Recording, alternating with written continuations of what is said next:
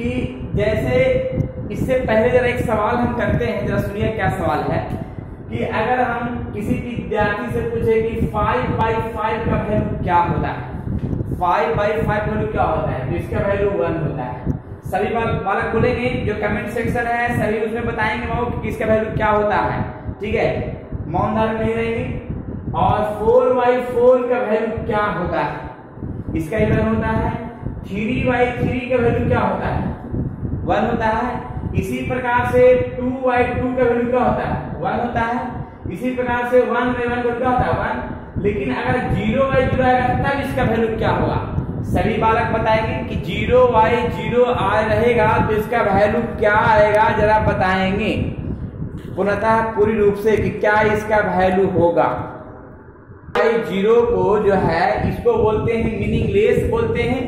और ऐसा टर्म को ही सेट करने के लिए आज लिमिट पढ़ना जरूरी आ गया है कि जब 0/0 रहेगा तो क्या होगा, इसी प्रकार से इनफाइनाइट रहेगा तब क्या वैल्यू होगा। और भी बहुत सारा है, 1 के पावर इनफाइनाइट रहेगा या इनफाइनाइट रहेगा या बहुत सारा ऐसा मीनिंगलेस टर्म रहेगा जो उसके लिए लिमिट का यूज करता है। तो आज हम बताएंगे इसी के बारे में। जरा देखा है सभी बालक, यहाँ लिखे कि to understand it let us consider two function y1 = x + 1 and y2 = x² - 1 upon x - 1 for x = 1। अब यहाँ पे जो है x का वैल्यू 1 दोनों फंक्शन के लिए, तो हम ऐसा करते हैं कि इस फंक्शन के लिए भी x = 1 पुट करते हैं, तो बराबर कितना आ गया, 2 आ गया। इसी प्रकार से यहाँ पे क्या पुट करेंगे, 1 तो आ जाएगा 0/0। तो पुनः x का वैल्यू जब पुट किया गया तो देख रहे हैं 0/0 आ गया। इसको बोलते हैं मीनिंगलेस, बोलते हैं मीनिंगलेस होना इनडिटरमिनेट फॉर्म, इसका कोई मीनिंग नहीं हो, मीनिंगलेस। क्लियर, ये मीनिंगलेस टर्म हुआ। और ये वैल्यू देख रहे हैं ना, तो बाय में क्या हो गया, x का वैल्यू 1 पुट कर दिया, यहाँ 1 तो क्या आ गया, 2 आ गया। यहाँ पुट किए x का वैल्यू 1 तो यहाँ आ गया 0/0। तो यहाँ पे एक टर्म सेट क्या करता है, जरा बताते हैं कि इस फंक्शन का एक रूल बताता है क्या, कि फंक्शन देख रहे हैं क्या कि ये ऑलरेडी छोटा था x + 1, लेकिन ये जो x² - 1 है और अपॉन क्या है x - 1 है, तो ये छोटा नहीं है, लगता है कि और छोटा हो सकता है। देखिए क्या कर रहे हैं, थोड़ा ध्यान देखिए, यहाँ y2 = x² - 1 upon x - 1, a² - b², a - b × a + b और x - 1, ये दोनों कैंसिल हो जाएगा तो क्या बचेगा x + 1। और यहाँ पे x का जो वैल्यू हो गया x का, अब इसमें x का वैल्यू पुट करेंगे क्या, 1 पुट करेंगे। x का वैल्यू अब पुट करेंगे, कितना पुट करेंगे, 1 पुट करेंगे। तो 1 पुट करेंगे तो कितना आ जाएगा, 2 आ जाएगा। तो देखिए फंक्शन वही है लेकिन अब वैल्यू भी वही पुट किया, एक समान ही पुट किया। तो फर्क यहाँ बताता है क्या ना, कि कोई भी फंक्शन को डायरेक्ट लिमिट नहीं पुट करना है, पहले उस फंक्शन क्या करना है, स्मॉल पार्ट में करना है। जब वो फंक्शन छोटा हो जाए काट छाट के, तब उसका x का वैल्यू पुट करना है। ये कंडीशन बता रहा है, लेकिन अभी इसमें और भी क्या बता रहा है, जरा इसके बारे में बताते हैं। मैंने यहाँ पे लिखा है it is denoted by LT या तो LIM, जो सभी बालक यहाँ तक क्लियर हैं। अब इसका हम और भी डिटेल बताते हैं क्या इसका प्रक्रिया है, ठीक है। देखिएगा यहाँ पे पहले, इसके पहले डिनोट किया, अब यहाँ पे डिफाइन कर रहे हैं। Limit x tends to c f(x), या फिर इसी को हम ऐसे भी लिख सकते हैं, limit x tends to c of f(x). इसको हम पढ़ने के लिए भूल गए तो मैंने लैंग्वेज के रूप में लिख दिया है। लिखिए क्या, limit x tends to c, limit x tends to c of f(x), of function f(x). एक एग्जांपल से हम क्लियर कर रहे हैं। देखिएगा एग्जांपल क्या है, limit x tends to 1, limit x tends to 1, यहाँ पे x², ठीक है। या फिर एक और ले सकते हैं, limit x tends to 2 sin x। Clear, या और भी एग्जांपल ले सकते हैं, जो भी एग्जांपल दे रहा है वो परफेक्टली रूप में दे रहे हैं, समझ जाइए। Limit x tends to -5, e के पावर x। तो इस तरह से लिमिट को हम देख सकते हैं, या लिमिट को हम पढ़ने का तरीका है limit x tends to 1 of x square, या तो limit x tends to 2 of sin x, या फिर लिमिट x टेंड्स टू, इसको टेंड्स टू यहां पे लिख दिया है टेंड्स टू, ठीक है, टेंड्स टू -5 e के पावर x। तो ये लिमिट का पढ़ने का तरीका। लेकिन सवाल इसमें एक चीज आता है, ये टेंड्स टू क्या है, टेंड्स टू क्या होता है? सवाल इसमें देखिएगा, यहाँ पे जरा एक टर्म क्या है लिखा गया है x नोटेड में, देखिएगा यहाँ पे जो बता रहे हैं आप नोटेड में ध्यान रखिएगा कि लिमिट, यहाँ पे बताया जा रहा है कि अगर रहेगा limit x tends to c, एक टेंड्स टू c, यहाँ जरा थोड़ा ध्यान से देखेंगे सही वाला, यहाँ पे टेंड्स टू c है, तो टेंड्स टू c और एक रहेगा क्या, जरा देखिएगा इक्वल्स टू c, दोनों का डिफरेंस देखिएगा। सभी बालक के पास आवाज जा रहा है ना, दोनों का डिफरेंस देखिएगा। देखिए एक ये देख रहे हैं और एक ये देख रहे हैं, फंक्शन सभी को दिखाई देना चाहिए कि क्या क्या टर्म है, सभी बालक को पहले दिख रहा है। ये चाह रहे हैं कि ऐसा तो पहले देखे हैं, x इक्वल्स टू c तो देखे हैं, लेकिन ये वाला पहली बार देखने के लिए मिल रहा है x tends to c, x tends to c। तो इसका मतलब क्या होता है जरा हम बताते हैं। इसका मतलब हुआ कि c जो देख रहे हैं, c जो है x का वैल्यू जो c है, तो x का वैल्यू c नहीं है, इसका मतलब हुआ कि x का वैल्यू c ही है, इसका मतलब परफेक्टली c है। लेकिन इसका मतलब है कि x का वैल्यू c नहीं है, यानी इससे चाहे तो थोड़ा सा कम, c जो है थोड़ा सा कम या तो थोड़ा सा क्या ज्यादा, लेकिन c नहीं। टेंड्स टू बोलता है, टेंड्स टू बोलता है क्या कि x का जो वैल्यू होगा वो x टेंड्स टू c लिखा हुआ है, तो इसका मतलब हुआ कि x का जो वैल्यू होगा वो c नहीं होगा, c चाहे तो c से कम होगा या c से क्या हुआ ज्यादा हुआ। यानी कहने का तात्पर्य यहाँ पे क्या है जरा देखिएगा, x टेंड्स टू, यहाँ पे c ऊपर में दिया है निगेटिव, कम, थोड़ा सा कम, पॉइंट कम, थोड़ा सा कम, ज्यादा भी कम नहीं, फिर देखिएगा, और x tends to c positive, यानी कहने का मतलब है कि थोड़ा सा ज्यादा, इससे c से क्या थोड़ा ज्यादा। मान लिया हम x टेंड्स टू 2 लिख देते, x टेंड्स टू 1 लिखे, x टेंड्स टू 2 लिखे, तो 2 लिखने का मतलब हुआ कि 2 से थोड़ा सा कम, यानी 1.0009, क्लियर, थोड़ा सा कम 99, या फिर थोड़ा सा ज्यादा क्या हुआ कि 2 से थोड़ा सा ज्यादा, यानी 2.0001। तो ये हुआ क्या कंडीशन कि अप्रोक्स कंडीशन, यानी उसका लगभग का कंडीशन हो, यानी चाहे तो नियरेस्ट या फिर इधर से नियरेस्ट। तो ये जो निगेटिव टर्म देख रहे हैं इसको बोल सकते हैं लेफ्ट हैंड लिमिट, बोलेंगे left hand limit. Negative term थोड़ा सा कम के लिए और थोड़ा सा ज्यादा के लिए राइट हैंड लिमिट। ये क्या है, इसको पढ़ेंगे बाबू क्या, लेफ्ट हैंड लिमिट, इसको बोलते हैं राइट हैंड लिमिट। और ये जो फंक्शन है ये ऑलरेडी x के बराबर होता है, जो पहले से भी हमको पता है। तो अभी हमको पढ़ना है x टेंड्स टू c। अगर x बराबर c लिख दिया तो समझ जाइए कि वो वैल्यू x के बराबर है, यानी x के स्थान पर पुट होगा। लेकिन L का मतलब है बाबू limit, left hand limit, left hand limit और right hand limit, right hand limit. Clear, समझ रहे हैं? तो सभी को समझ आ जाना चाहिए बाबू, कोई डाउट नहीं होना चाहिए। 2 से कम का मतलब हुआ कि माइनस वाला टर्म, यानी कहना छोटा, 2 से लगभग छोटा।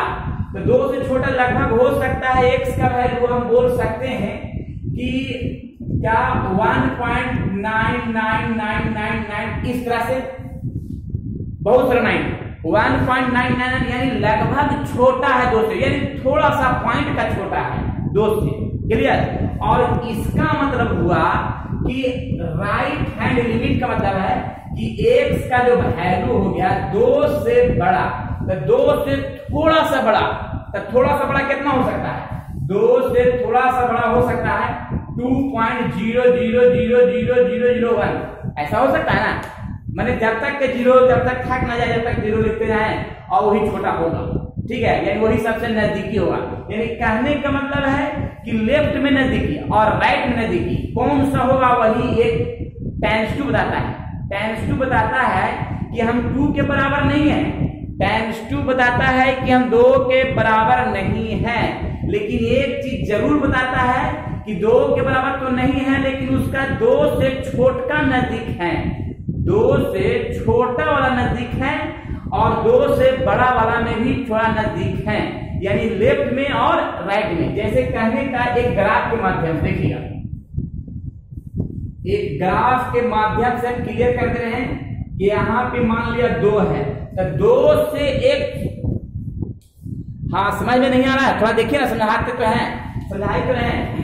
छोटा और बड़ा तो सबको समझा जा रहा है ना। अब 2 से छोटा वाला पॉइंट कौन सा है, यहाँ पे ग्राफ से हम समझा दे रहे हैं, क्लियर समझा देगा। 2 से छोटा वाला पॉइंट तो लगभग यही वाला मिलेगा ना, 2 से छोटा वाला लेफ्ट में तो यही वाला मिला है। 2 से थोड़ा सा आगे, तो थोड़ा सा आगे क्या होगा, ये वाला मिलेगा, ये वाला मिलेगा। 2 से एक चीज तो सभी बालक को पता चलना चाहिए बालक कि छोटा और बड़ा किसको। इसी प्रकार से हम क्या करेंगे ना कि लिमिट x टेंड्स टू 2 है, लेकिन टर्म क्या है, x² प्लस x, इसमें भी कैंसिल होगा, तो लिख सकते हैं लिमिट x टेंड्स टू 2, बचेगा ना x। अब इसमें पोएटिव वाला में देखिएगा, पोएटिव वाला में क्या है कि पोएटिव वाला में थोड़ा सा बड़ा पुट करना है, तो थोड़ा सा बड़ा का मतलब हुआ क्या कि 2.0000 बहुत सारा 01, तो दोनों तो टर्म बराबर नहीं ना आया, दोनों टर्म क्या आ गया, अप्रोक्स कंडीशन में आ गया, बराबर लेकिन नहीं आया है, तो ये बताता है टर्म।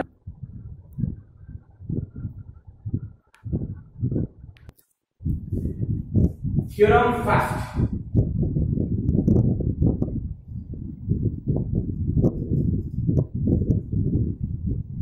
देखिए मैंने बताया क्या कि फंक्शन है और सभी फंक्शन एडिशन के रूप में है और लिमिट लगा हुआ है, तब प्रत्येक फंक्शन में अलग अलग लिमिट लगा सकते हैं, ये बताया जा रहा है। ये है थ्योरम फर्स्ट का स्टेटमेंट। इस पर एक एग्जांपल हम क्लियर कर रहे हैं, देखिएगा एग्जांपल जरा देखिएगा। लिमिट यहाँ पे 3x² प्लस 6x प्लस 9, इस तरह से एग्जांपल दिया, तो प्रत्येक में हम अलग अलग लिमिट लगा सकते हैं। देखिए इसको लिमिट लगाते हैं, limit 3x² plus limit 6x plus limit 9। तो पहले यहां तक सभी बालक को सुना गया, टर्म और कंडीशन होगा, बार बार रिपीट करते जा रहे हैं। यहाँ पे थ्योरम नंबर सेकंड में क्या बताया कि लिमिट लगा है और फंक्शन सभी माइनस में, इसके पहले प्लस था, इसके बाद में क्या है, सब माइनस वाला है, तो प्रत्येक में अलग अलग लिमिट लगेगा और माइनस है तो माइनस लगते ही जाएगा। क्लियर, चाहे तो फंक्शन 1 गो रहे, 2 गो रहे या बहुत सारा रहे, n फंक्शन तक रहे, ठीक है, n तक बता दिया है, ताकि उसमें जो है ना प्रत्येक में अलग अलग हम लिमिट लगा सके। देखिएगा तो प्रत्येक में इसमें भी लगाते हैं limit 7x⁵ minus limit 2x⁴ minus limit 6x⁵ minus limit 9। तो इस तरह से सब्ट्रैक्शन का भी टर्म हम सेट कर सकते हैं। जो जरा फिर से समझा देते हैं, पूरी प्रक्रिया पूरा डिटेल होना चाहिए, सभी को समझाना चाहिए। यहाँ पे बताया ये जा रहा है कि फंक्शन सभी प्रोडक्ट में है, तो सभी प्रोडक्ट में ही रहेगा, तो प्रोडक्ट में यहाँ पे limit f1 into limit f2 into limit f3, इस तरह से हम इंटू लगाते गए। अगर यहाँ पे लिमिट है और एग्जांपल दे रहे हैं, तो यहाँ पे 2 फंक्शन, एक फंक्शन ये और एक फंक्शन ये है और बीच में क्या है, प्रोडक्ट है, तो दोनों में अलग अलग लिमिट लगा सकते हैं। कैसे लगा सकते हैं, देखिएगा limit 3x² minus 5 into limit 7x के power 9 minus plus 6x minus 2।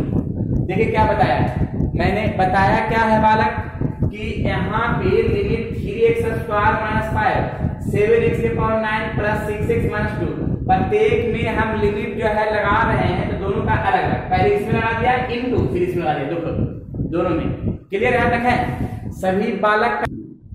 यहाँ बताया जा रहा है कि अगर कोई फंक्शन है और फंक्शन में कांस्टेंट टर्म रहे और लिमिट लगा हुआ रहे तो कांस्टेंट टर्म जो है लिमिट से बाहर हो जाता है। जब भी कोई फंक्शन के साथ कांस्टेंट टर्म रहे तो कांस्टेंट टर्म लिमिट से क्या होता है, बाहर हो जाता है। अब क्वेश्चन कैसे रहेगा ये भी बताएंगे, लेकिन पहले थ्योरी कांस्टेंट टर्म को बाहर करते हैं, लिमिट fx। यहां तक कोई डाउट है? अब इसका एक एग्जांपल हम क्लियर करते हैं, साइड में एग्जांपल है, देखिए लिमिट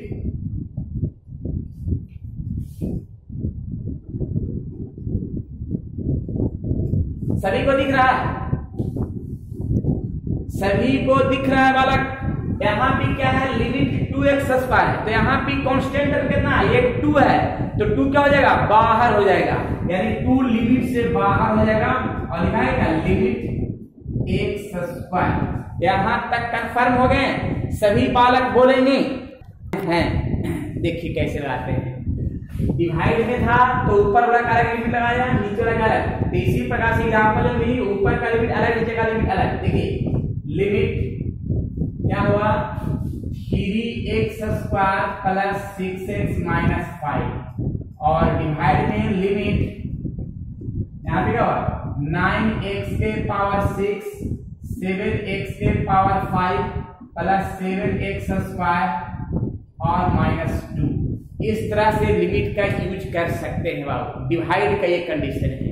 तो यहाँ तक का सभी क्लियर हो। यहाँ लिखा गया है क्या, देखिएगा ये मीनिंगलेस टर्म जो है ना, तुम लोग को बुक में पढ़ना है मीनिंगलेस टर्म 7 को ही पढ़ना है, लेकिन एक को एक्स्ट्रा पढ़ा दे रहे हैं बाबू, जरा देखिएगा। हाँ देखिएगा, तो यहाँ पे लिखा गया है 0/0 पहला फॉर्म, दूसरा लिखा है इनफाइनाइट माइनस इनफाइनाइट लिखा गया है, तीसरा लिखा गया है इनफाइनाइट बाय इनफाइनाइट लिखा गया है, फोर्थ लिखा है इनफाइनाइट इनटू 0 लिखा हुआ है, इनफाइनाइट जो ये सब मीनिंगलेस है।